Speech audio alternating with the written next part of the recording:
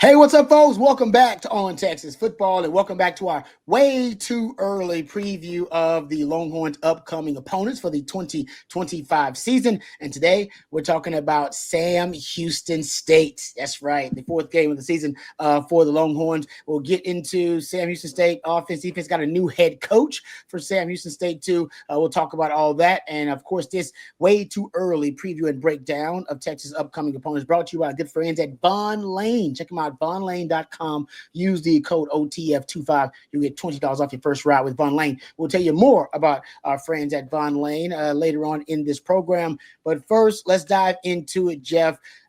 This is a program that Sam Houston's got a lot of pride. And shout out to their former coach. Was it Casey Keeler? Yeah, Casey Keeler, who's now at Temple, I believe. I don't say he's built that. He built a dynasty out there, Sam used to say, because but they were, winning. They were winning a lot of games out there. They were competing for conference championships. Then they decided to up. They actually, went to a different classification, a tougher classification, and became a part of an actual FBS conference. And last year ended up winning 10 games, including the bowl game. Went 10-3. Last year, and that's when Keeler thought it was time for him to move on. But as a coach, had won 90-something games there at Sam Houston State, and was a really competitive program, bit of a powerhouse program in their classification. But now they have a new head coach, one that Longhorn fans will be somewhat familiar with, Phil Longo, who was Mac Brown's offensive coordinator there at North Carolina for a few years, and then turned that into one of the most prolific offenses in the country. Remember under Sam Howe, had Drake May early on there, and now he is the head coach, bringing that air raid-ish offense to Sam Houston State. Yeah, it's an interesting career trajectory for Phil Longo, because he was at Sam with Casey Keeler when Casey Keeler first got the job, and Jeremiah Briscoe was their quarterback, and they were lighting. No, they were an FCS powerhouse. Yeah, and he parlayed the Sam Houston success into going to Ole Miss. He goes from Ole Miss to North Carolina, and probably, I don't know, you think maybe he'd want to have them move back, going from North Carolina to Wisconsin, where we've seen this at times where schools that are known for like just hard-nosed physical football want to change it up and go air raid all of a sudden, and it doesn't really work. Well, it didn't work for Phil Longo at Wisconsin. He gets fired, but ends up getting the Sam Houston job anyway. So it's, I don't know, it's like the Cliff Kingsbury thing. Like, you get fired, yet you're in just as good or a better position than you were when you got fired. So go figure that. But no, it's gonna be that air raid-ish offense. The interesting thing with Sam Houston, though, like you said, they were 10-3 last year. Their second year as an FBS program. Phil Longo's dealing with the first year issues, the main first year issue that new group of 6 head coaches deal with, G5, G6, whatever we're calling the group now. That those head coaches deal with in year one. Your roster is a mess. It's unrecognizable from one year to the next. And we'll talk about it from offense to defense, but it'll be an air raid offense, and there will be tape on it, but it will be, I'm expecting the Sam Houston offense to be a work in progress, Rod, even by the time they get to Austin. Yeah, I actually think defense might be more work in progress, but they're both they're both going to be, I think, at a huge disadvantage in terms of experience overall and proven commodities overall. Let's start on offense, because I do think they have what they believe is their starting quarterback. Hunter Watson is the incumbent.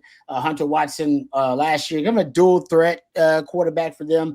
12 passing touchdowns. I believe ended up with 9 rushing touchdowns. He's a guy I think that they believe is going to be their starter. But they have another young man, Mabry Mature. Yeah, I hope I got his name right. He's out of the Woodlands, actually, so a little bit close to home, but was at Wisconsin, I believe, before transferring. 6'5", 220. This guy they want to be the future of the program. Maybe that future starts sooner rather than later. I do know that Hunter Watson has struggled in a really sophisticated passing offense, or as passing situations, if you will. His strength as a quarterback is that he can improvise. He's a great leader. He can make plays with his legs and has great second reaction ability. But in terms of him playing on schedule and being a pocket passer that can get the ball vertically down the field consistently, I'm not sure that that's his strength. And maybe that kind of jumpstarts the future with Matura a little bit early. But I believe right now, everything I've read says that Hunter Watson is the guy, but it depends on the type of offense that Phil Longo wants to run. If they can't run his offense with that guy, they may have to make a move. I don't know if they make that move before or after they end up playing Texas. Yeah, and let's be real, Rod, with what we're talking about here. This game could get out of hand to the point where it's one where maybe you want Mabry Maguire, if he's the backup at this point, just to get in the second half and just get reps, just get some snaps. Maybe Texas has pulled some starters at that point. I mean, this is going to be one of those games for Texas. You're at the end of that, like I've talked about it all offseason, that 3-game stretch, that 3-game non-con stretch after Ohio State and before the bye week going into the SEC play.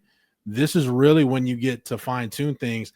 And I don't know, Rod, I forget because the NFL preseason is so messed up now, but it used to be NFL teams looked at that third preseason game as kind of the dress rehearsal game, right? Mm-hmm. Like, this is when we're going to, starters are going to play probably a half, maybe give them that first series of the second half. This is when you're going to button things up. This is basically for Texas. This is the old third preseason game. It's your dress rehearsal game before you start your NFL schedule, which is SEC play. And you go to Gainesville, you go to the Swamp to play Florida in that opener. So Texas will be looking to fine-tune some things. I think just get some key players out. So maybe it's a chance for Mabry Maguire to get in the game in the second half and run the offense a little bit. Yeah, no, it's a good point about that. And Phil Longo, for those who don't know, he has been one of the most, I would say, prolific offensive minds in college football prior to him going to Wisconsin, where it just didn't work out for him. I was actually tracking the best offensive play callers, or at least the offensive play callers who could generate the most explosive plays year after year. And dude, Phil Longo was one of the few offensive minds in football since 2019 that has been top 10 in explosive plays, 20 yards or more, 4 straight years. He did it in 2019, 20, 21, and 22. And not a lot of coaches have been able to even do it 4 times since 2019, let alone do it 4 times in a row. So he does have an explosive offense. Depends on, obviously, the quarterback, how explosive that offense will be. Moving on to the running game. This is where I think they're really going to have some struggles potentially. They brought in like 5 transfer running backs. They brought in a ton of them. Like, they brought in Jarian Parker out of South Illinois, Elijah Green, who I believe they think is going to be the starter. He came from North Carolina, by the way. So I believe there may be a Phil Longo connection during that time. But he was with Phil Longo in 2022, I believe. They brought in Shane Porter. He came from North Texas. Alton McCaskill. Remember that dude? Yeah. Was it Arizona State he was at? U of H at one point, yeah. Yeah. Yep. He was really good. I guess some injuries may have kind of deterred his career path, but he's on that. He's transferred too there. And they brought another guy, Marion Gaines Smith, a JUCO running back. So I know they had some guys on the roster, Coco Brown and Adrian Murdaugh at running back, but they obviously didn't love those guys because they brought in a ton of players to help them really kind of supplement the production at the running back position. Yeah, if you look at Phil Longo's offenses, you think about his time at Ole Miss, all those explosive playmakers that came through Ole Miss at that time, they were all Phil Longo's offense, like A.J. Brown, DK Metcalf, Dawson Knox. All those guys were in Phil Longo's offense. But he goes to North Carolina, and like you said, Rob, we think about Sam Howell and Drake May and the air raid and spread it out. North Carolina had some really good backs, and 2 had some of the best rushing offenses in the country. That's true. When Phil Longo was there, he had Michael Carter, Javonte Williams. They had 2,000-yard backs one year, 2020, I believe. Carter and Williams, and then for Phil Longo, you're there on the front end of Amarian Hampton, I think, for at least for his first freshman year before he left for Wisconsin. So they will try to run the football again. You're going to try to do it against the Texas defense that's 3 games removed from kind of seeing where they're at against Ohio State. And Again, it's your dress rehearsal game. It's your last time to tune things up before SEC play. So, yeah, I'm not expecting Sam to get a lot of traction on the ground in this one, Rob. Yeah, no, because their offensive line, that's something we can dive into as well before we get into some of the receiving threats Texas will have to deal with. I was looking at the offensive line, and they kind of like Texas. Texas had Jake Major starting for 4 years. I mean, started more games than any player in history of Texas football. They had a starting center there who had been starting for them for 4 years. And they lost Ethan, I believe Hagler, if it's his name, and they lost a backup center who had been a backup for them for a couple of years. That always hurts. They also lost, I think, a couple of other guys to eligibility. So it looks like right now that they have a guy, James Dorn, I believe is his name. He's a good player for them as a guard. James Don. He's a junior. He has been a 3-year starter for them. Yeah. They believe that he's probably going to end up switching positions to center. He's been a guard for them. They believe it might be a seamless transition to have just a veteran guy switch over to center for them. They have Colt Dietrich. I probably mispronounced and butchered his name. I apologize for that if I did. He was getting snaps at left tackle. I don't know if he might end up being the left tackle. A lot of projections have him. Luke Eckert is projected to be a guard for them, and Rhett Larson projected to be another guard. What I didn't see any reports about was what they're going to do at right tackle, and they brought in transfers from Louisiana. They brought in another transfer, a backup from Maryland in the transfer portal. Like you said, they're trying to patch a lot of this together on the fly.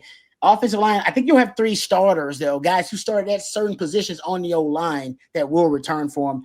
Yeah, I guess that's got to be a plus. Any continuity or consistency at all for them.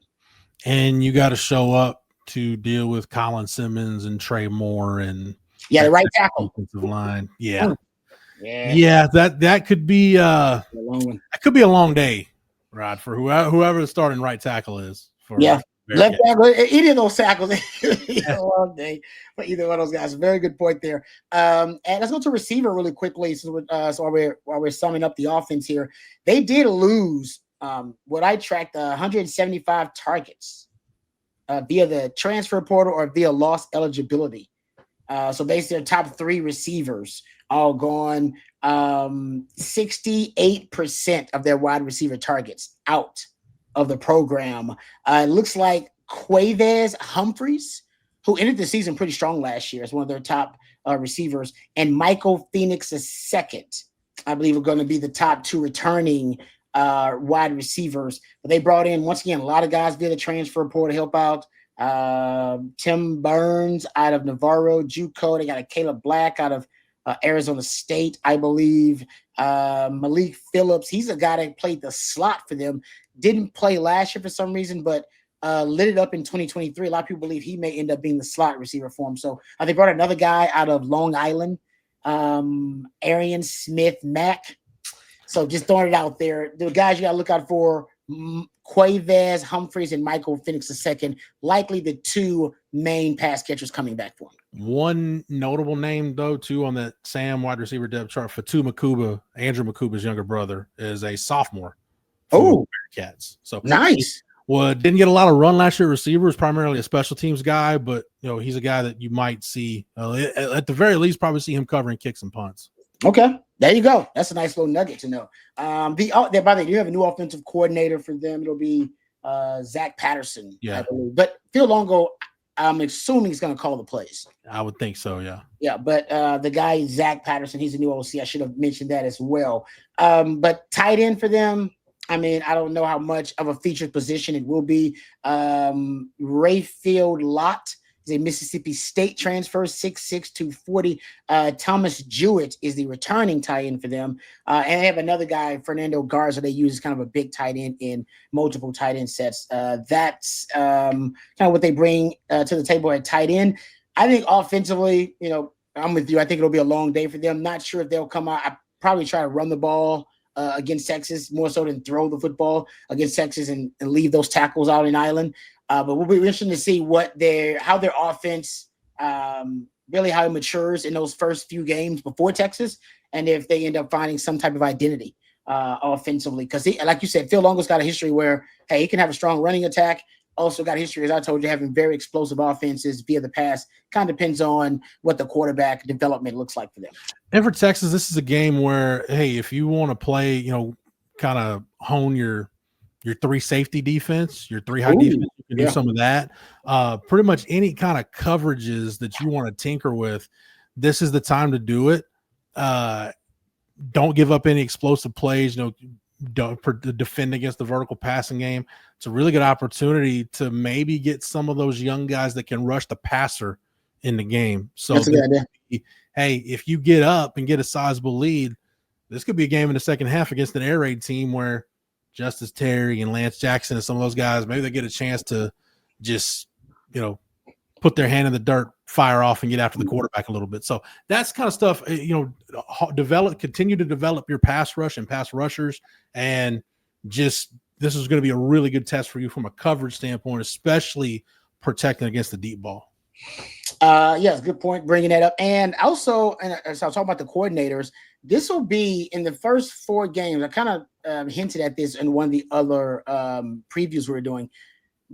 They'll have a new offensive and defensive coordinator because it's a new head coach. We know Ohio State will because they lost both their offensive and defensive coordinators. And then remember we talked about this on other preview with UTEP.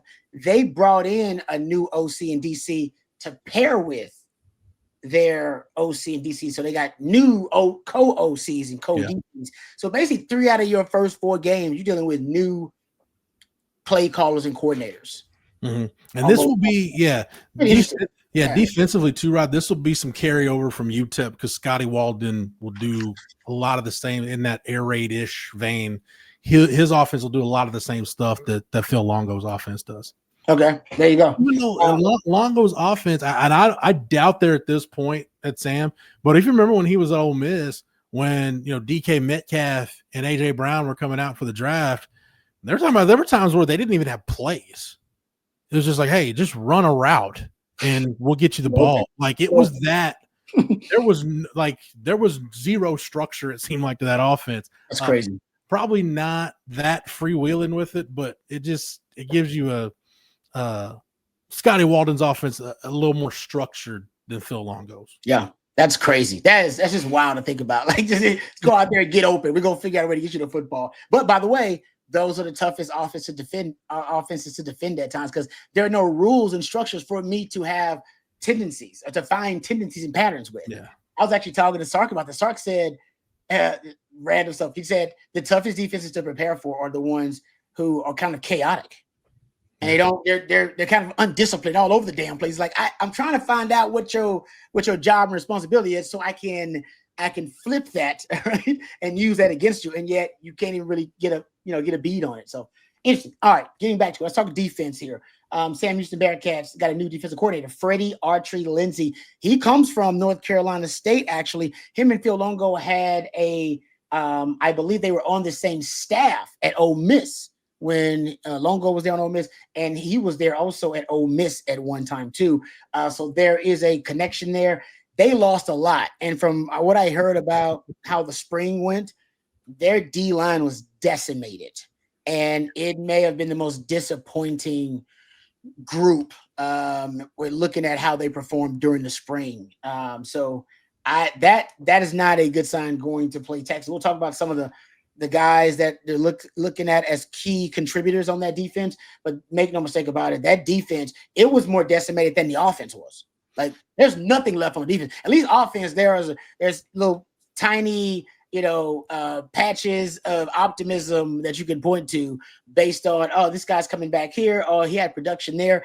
They don't really have any of that on the defensive side of the ball. Yeah. If you want to know, Rod, where some crossover is with Freddie Archery Lindsey and Phil Longo, how about Slippery Rock before Ole Miss? And then Ole Miss and those, so they go back to the Slippery Rock days. Where the hell is Slippery Rock? Well, yeah, it's. I've always wanted a reason to bring up Slippery Rock, so there you go. I've got it now, so I can check that one off the bucket list. Right. What's interesting, though, like you said about Sam's defense, so Skylar Cassidy was the defensive coordinator, and they were a really productive defense last year. I don't know if it was a deal where he thought he was in line for the job and then didn't get it, but he goes and takes the defensive coordinator job at North Texas. 7 guys off of that Sam Houston defense end up transferring to North Texas, basically follow him to Denton. That's good. Like you said, that defense, I assume, Rod, they're going to have some form of a 4-2-5 because that's Freddie Autry-Lindsey. That's his background. He was a nickels coach at NC State and ended up being the safeties coach. So I'm assuming some kind of 4-2-5 structure. But yeah, we are really starting from scratch, like from square one, building that defense. And again, just a Sark offense in game 4 with Arch Manning as a full season starter. That's the go with God plan, Rod, at that point. It is. No, I'm with you. I mean, the D-line, they have 186 snaps returning between 4 players on the D-line. That's it. They lost this really good, really productive player, defensive end, Chris Murray, I believe was his name. 12 tackles for loss, 5.5 sacks. He was a really good player for them. He's gone. They brought in a lot of guys, once again, via the transfer portal. Keelan Cox is a name they're really excited about. Came from Alabama, actually, and then ended up transferring to TSU, and now is with them. I mean, if you can play for Alabama, that's a high upside prospect for Sam Houston. AJ Sargent, he's a defensive edge prospect out of Tarleton that transferred to him. They really like him. They hope he can be an impact player for them. They got a West Virginia defensive end transfer who was medically retired, came out, and he's with them. They also have a Cali JUCO, Brian Spalding. Here's a name to look out for. I hope I said it right. Jamari Diaz. He's undersized, about 250, about 6'1", but coming from the D2 level, 21 tackles for loss, 12 sacks. He's a freak, but obviously going to a higher level of competition in the Conference USA. That's another name to look out for. That's about it on the defensive line. That names that I've heard that they're really excited about that could end up being impact players for them. Yeah. By the way, Chris Murray ended up transferring to Auburn. So to give you an idea of how productive he was. Yeah, the other thing with Freddie Autry-Lindsey, and again, we'll see, the teams that are at a disadvantage against Texas from a talent standpoint, which at this point is going to be damn near everybody on the schedule. Those are the teams that have a tendency, Rod, to put something on film and then show up with a completely different look than the one you prepared for. So I know I mentioned 4-2-5. I would also say, Tony Gibson was the defensive coordinator at West Virginia under Dana Holgorsen. He's a 3-3-5 guy. So it could be and knowing Freddie Autry-Lindsey was with him at NC State, it could be a 3-down structure they base out of. It could be a 4-down structure. So this could be one of those games, Rod, that Sark talks about the Monday after, being like, yeah, they came out in something completely different than what they showed on film. I can see that. You got nothing to lose, right? Yeah. What the hell? You got nothing to lose. Linebackers, they lost a lot. You talk about those guys who transferred to North Texas. Trey Fields and Kevin Gaither. He was an all-conference linebacker for him. He's done with eligibility. Trey Fields transferred to North Texas. Really good player for them. Also, it looks like at the linebacker position, I mean, they lost a ton up front, period, in the front seven. Yeah. They'll be depending on C.J. Johnson. He was mainly a special teams guy for him, but there's a belief that he kind of really embraced that starting role. Now he's going to be a starting linebacker for him. And Tavius Fish transferred from Akron, 200 tackles in his career at Akron, or at least nearly 200 tackles. Good player, so 2-year starter. So they're hoping that he can step up his play, obviously a higher level of competition too. They don't have much that they can look at as a proven commodity on the defensive front. Maybe in the secondary, things look a little bit better. They added a lot of DBs via the transfer portal. Their defensive backfield was probably their strength, the defense last year. They had some really good players. They had 2 corners who transferred to North Texas. They had Jimerson, who was a really good player for them, had 4 interceptions. He had 2 in the bowl game. Was a bowl game MVP. Not sure where he is now. They also went out and got Alonzo Edwards from Texas State. He was a corner from Texas State. They went out and got Iman Allen. He's a He's a position flex guy for them that can play a lot of different positions. He's expected to play a significant role. And in the secondary, it looks like, I mean, they got a couple of young guys and they picked up, they added 6 DBs total in the transfer portal. So they're expecting, I think CJ Brown is another name to keep out for. They're expecting big things from. I think he was a transfer out of Bowling Green and was a really good player for Bowling Green coming into Sam Houston State. This is the kind of game where I worry about from an offensive line standpoint, not because you're going to be overwhelmed with talent or anything like that, but this is one of those games, Rod, where if you're going to see a junk defensive front and they're just going to play a ton of games and shoot gaps and try to confuse you, this is going to be one of those games. So you look at parts of the field, okay, where is this going to be a good test for Texas to just basically get a run through to look at stuff in a game situation that you could see in conference when it matters. Mm-hmm. This is really going to test your communication from an offensive line standpoint, because again, you're going to have to pass off guys on stunts. I got a feeling they're going to be shooting gaps and doing. I would hope they wouldn't just play a static front against Texas. I would lean more towards they're going to be doing all kinds of games up front, trying to get a guy loose or get a free rusher on arch where somebody blows an assignment. So it's going to be really key from an offensive line standpoint, your communication and making sure. And this will be the 4th game where this line is together. So it should be a heck of a lot cleaner against Sam than it was against Ohio State in week 1. Yeah, no, you're right about that. Like I said, it's interesting. You start looking at this, the defense. Like I said, last year defense was really good. Remember last year they were top 10 in turnover margin, guys. This is something I don't think is also kind of bodes, might be a bad omen, if you will, for Sam Houston State. Last year they were 6-0 in 1-score games. If you look at turnover luck, just like turnovers expected as opposed to turnovers that actually happen, and their turnover luck, ESPN had them top 10 in turnover luck as well. And when they looked at the injury luck index for ESPN, injuries like expected as opposed to injuries that actually happened, they were top 11 in injury luck. They had a really good season in terms of luck. And then turnovers, as we know, they were top 10 in turnover margin. Sometimes, the ball bounces your way and sometimes it doesn't. It's hard to have really good seasons back to back like that with programs like Sam Houston State, because a lot of that can be attributed to, you were just lucky in a lot of those situations. Not all of them, but some of them. And I don't know if the luck will be on the side of Phil Longo in this first season with a lot of those things. One other nugget, Isaac Mooring is the edges coach for Sam Houston State. He was a defensive analyst actually at Texas in 2023. Just throwing it out there. Random connection.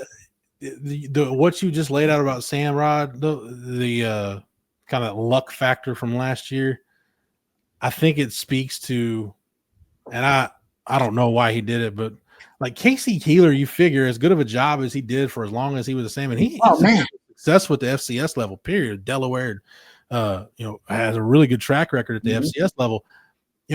Why would he leave for Temple? Like of a dead end FBS job, it with all due respect to Arthur Johnson and the athletic department there, it doesn't get more dead end than being the head football coach at Temple. Like, why would you leave?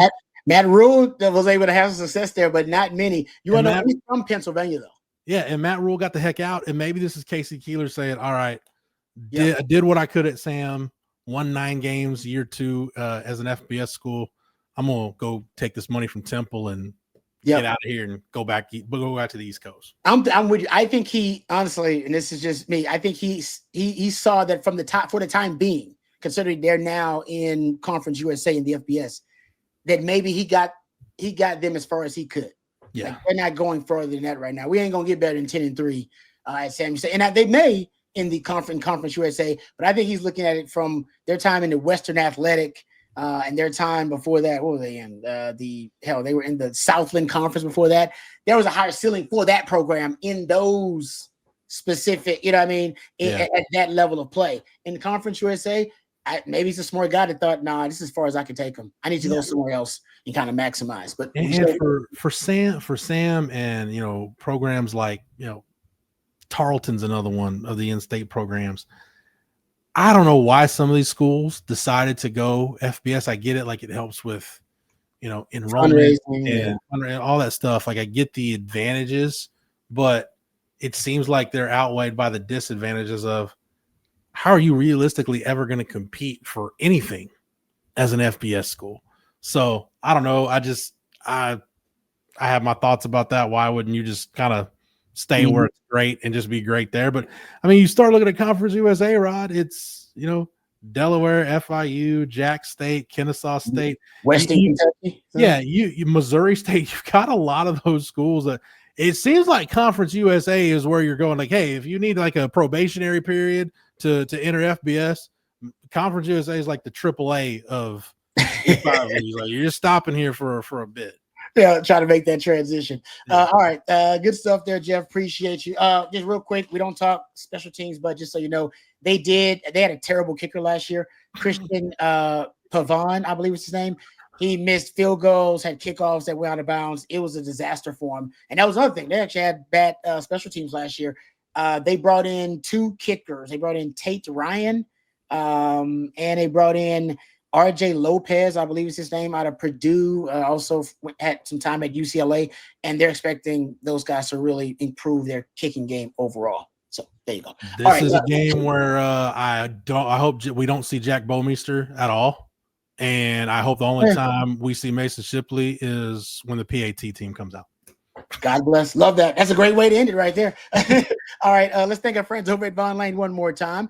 You've got to get from one city to another in this great state of ours. And like always, it's a toss-up. Do you deal with the airport chaos and hope your flight isn't delayed? Or do you brace yourself for hours behind the wheel, battling traffic and burning an entire day of productivity? Well, now there's a third option, and it's better in each and every way. Our friends over at Vaughn Lane. You arrive at a luxury hotel terminal, no TSA lines, no long-term parking lots, just a seamless boarding experience that takes minutes, not hours. You settle into a plush leather seat, a hot towel, pillow, and blanket are at arm's reach. Your attendant offers complimentary snacks, beverages, and on select trips, a full meal. And if you need to relax, you can lean back and enjoy the ride. But if you want to stay productive, there is high-speed Wi-Fi and power at every seat. So while you're unplugging or powering through, the Vaughn Lane team will be monitoring traffic in real time using smarter routes and efficient detours to keep your trip smooth and on schedule. And now is the perfect time to plan your fall travel. Booking is open through September. So whether you're headed to a college football game, like a lot of you will be, or a weekend getaway or a business trip that needs to be done right,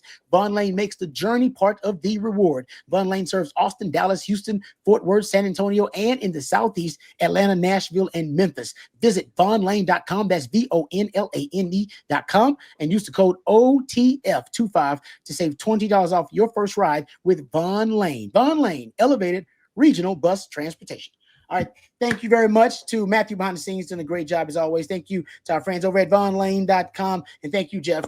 Great stuff. Always appreciate all of your hard work. Thank you to each and every one of you out there for joining us for another way too early preview of Texas football. For Jeff, for Matthew, I'm lifetime Longhorn Rod Babers. Until next time, hook 'em horns.